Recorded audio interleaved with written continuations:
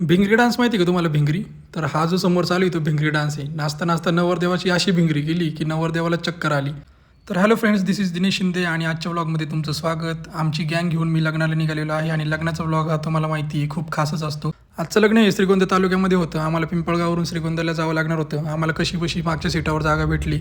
प्रवासामध्ये तुम्हाला सांगतो एवढा बोर झाला ना की असं वाटत होतं अरे हा रस्ता संपत का नाही आहे, किती वेळ लागेल अजून जायला. पोटात कावळे ओरडत होते कारण की सकाळी नाश्ता पण केलेला नव्हता. इथे येऊन बघतो तर काय नवरदेवाचा नाश्ता आमच्या अगोदर चालू होता कारण की नवरदेवाची गाडी लवकर पोहोचली होती. प्रवासामुळे सगळ्यांची तोंडही सुकली होती. पण हा बारक्या बघताय का तुम्ही, देवाभाई हा बघा एकटाच खुश. आता फोटो काढायचे सोडून आमच्या गँगला दुसरं काय काम असणार. फोटो असे आले पाहिजे की पोरी फिदाच झाल्या पाहिजे. अरे वा काय लाजतोय बघा. त्यात एक जण म्हटलं की मला काय फोटो बिटो काढायचे नाही, मला थोडी प्रायव्हसी द्या, मला तुमच्या वहिनीसोबत बोलू द्या. त्याला म्हटलं बरं ठीक आहे बेटा. नवरदेव राहिला बाजूला आणि नवरदेवाच्या भावाचेच फोटोशूट चालू झाले. अरे म्हणलं अरे तुझं काय चाललंय? तो म्हणला थांबा मला पण प्रॅक्टिस करू द्या थोड्या दिवसांनी माझं पण येते जवळ. आता नवीनच फॅशन आली आहे लग्नामध्ये, टीम ग्रूम टीम ब्राईड अशी नावं टाकायची आणि व्हिडिओ बनवायचे. त्यांना म्हणलं ए मला पण रील बनवू द्या बरं थोडीशी. आता लग्नात नाचायचं म्हटलं तर पोरांमध्ये काय कॉम्पिटिशन लागली ही काय माहिती की नवरदेवाला जास्तीत जास्त कोण आपटवतं.